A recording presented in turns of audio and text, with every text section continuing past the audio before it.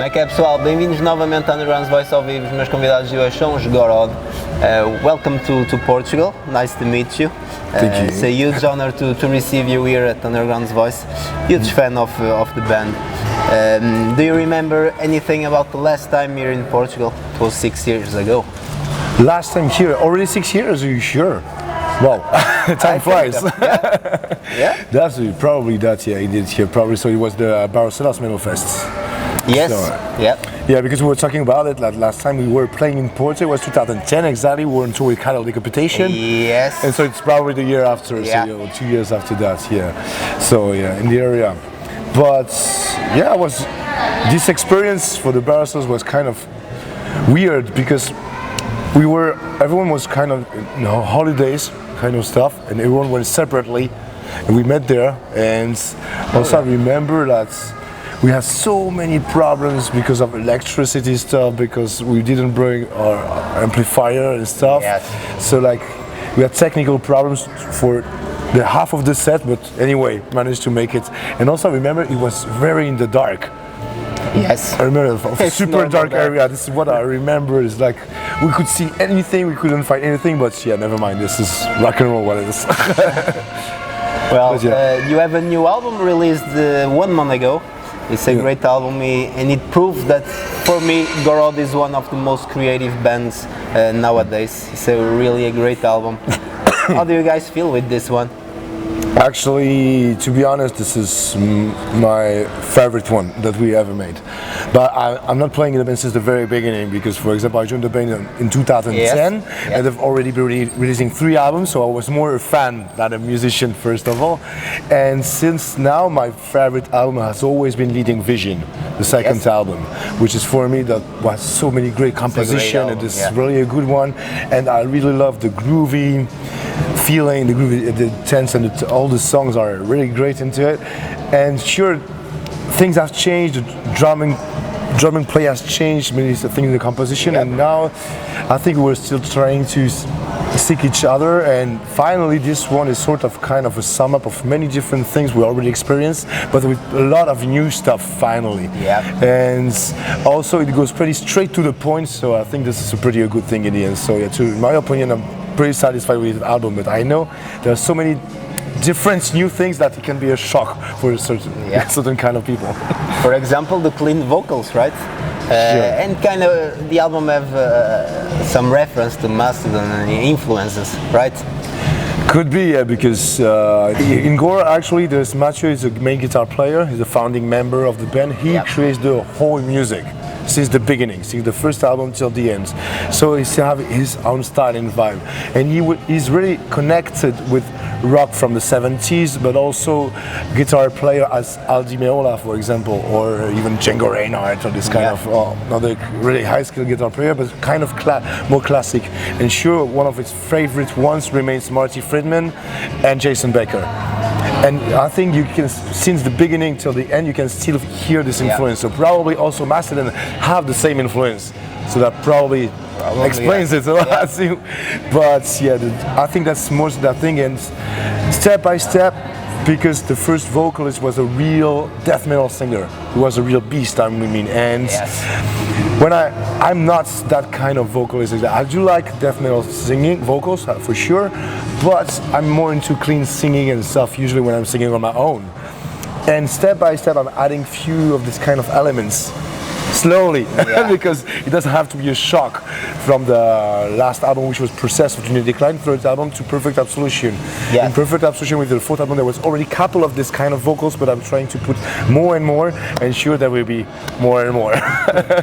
Well, even the cover of the album is different from the normal, right? But it's related with the concept of this album, about the moon, right? Absolutely. Can you talk a little bit about that? And sure, also usually this is Mathieu, who is still the main composer, was also carrying off the artwork since almost the beginning. Then we started to change it a bit, starts from Perfect Absolution to work with different kind of person. And for this album we've been working with a friend of us, which is still, we are actually mostly working with friend of us. And he's playing also with another band with our bass player. the great old ones. He's not playing it anymore, but he's an artist. And we wanted sort of super close collaboration in order to make something very, I would say, homogeneous. And sure, we have kind of different, kind of same taste with this artist and me. And when I talking about the concept of the moon, he was like, yeah, this is great, and that's funny thought. So for sure, that, and also for this album, I want something more simple than the previous concept album were more complicated. Here it's only about the moon, and it's different devotion, it's beliefs and cause through the world. And so the cover is like a sort of God or a goddess, an entity that is making the link between many different things, and with the star out there. This album is more direct than the others. It's still be a mindfuck for the brain in a good way. But it's not so complicated like the previous one. Sure, that was the purpose, because the previous one I think is one of the most complicated one, Maze of Recycled Crease, in every manner, in the music and in the concept of the thing. And this time we were asking ourselves to make something more simple and straight to the point. But also the difference that Maze of Recycled Crease, we really took our time to make it. We took probably 1.5 years to make the entire thing, and this last album was made in 4 months.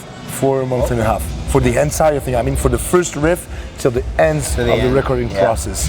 So it was super fast. So when you go that fast, you don't have the time to think. You don't overthink the thing, you just do. Okay, even if the riff is shitty, never mind, you take it because you don't have time. So you make it, so this is why it sounds more straight to the point, because it was composed that way. Simple as that. I have to talk a little bit about the previous EP.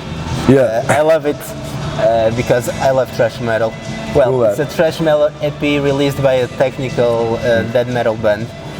And it's a thrash metal EP way better than a lot of thrash metal albums released by thrash metal bands. Can you talk a little bit about this EP? It was made for the European tour with Avoc, right? Absolutely. Yeah, because the previous album, as I mentioned before, Maze of Recycled Crease was super complicated, didn't have the promotion he really deserved, we think. It was not really a good success, and we were kind of frustrated because we have not been touring that much.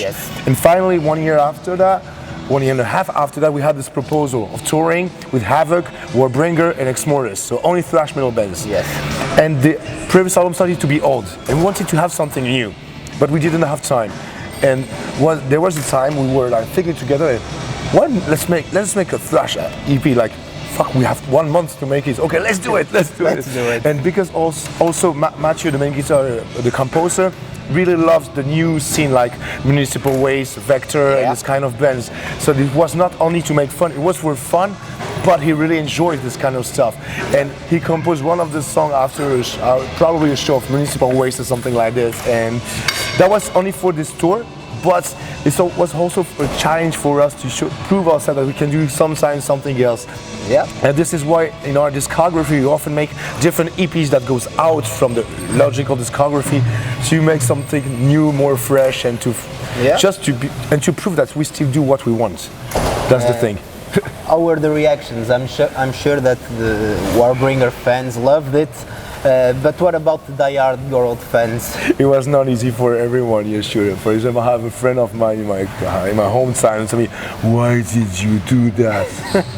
It makes no sense. And some of the other guy who were diehard fan, as you mentioned before, say, "Wow, this is so cool! This is crazy! This is so." So there was both a very strong separation between the thing, but.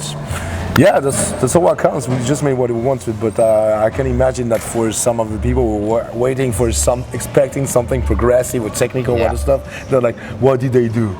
But yeah, never mind. Well, anyway, still free to do. Gorod is not just a death metal band. You can do whatever you want in a specific time if you feel like it, right? Absolutely, this is something we wanted to prove ourselves also. You can release a grindcore or a doom metal EP if you want someday, right? Fun, yeah. Actually, 2 days ago, last show, I don't remember, starting to make during their sound check. Yeah, it was yesterday in Madrid, playing some super slow stuff, extremely doom. Yeah, so why not a super slow doom with only 2 chords in 2 minutes? Could be fun. It makes sense for you. Yeah, absolutely.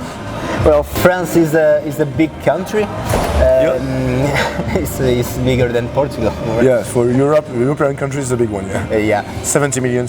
right? Yeah, it's big. But you don't have a lot of big bands. We have Gojira, we have Alcest, we have not a lot of bands. Why do you think that's happening? Yes, he was mostly working for the black metal scene, which is working pretty well. Death metal mega as well, Brutal Snorts, Alcest, also these kind of bands.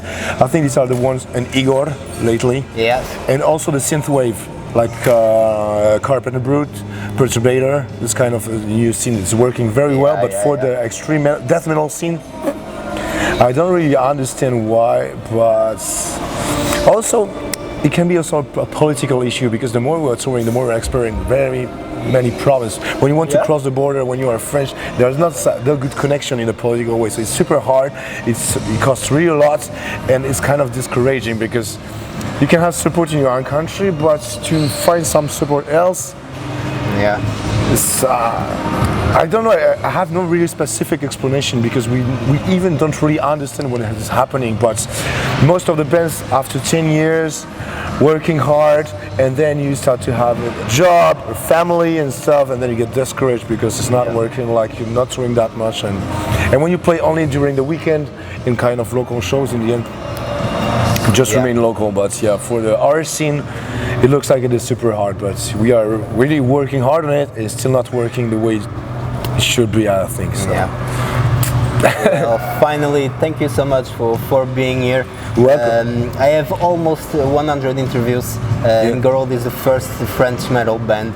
I'm a French guy, so it's a double honor for me. Last words for the Portuguese fans. Okay, so hello. So nice to meet you again. I know we don't come that often here, but we really love to play here, because first of all, the country is beautiful, the food is awesome. We're just having sardinias this afternoon with our friends, and actually this is a country where we love to spend holidays here. So for once, but not only holidays, playing, performing metal, so hope we have the opportunity to come more and more, and hope tonight will be a great one. So see you on stage and at the bar for sure. Merci beaucoup. Merci beaucoup. Malta, foi o Gorod no Undergrounds Voice. Nós voltamos em breve. Fiquem bem. Tchau.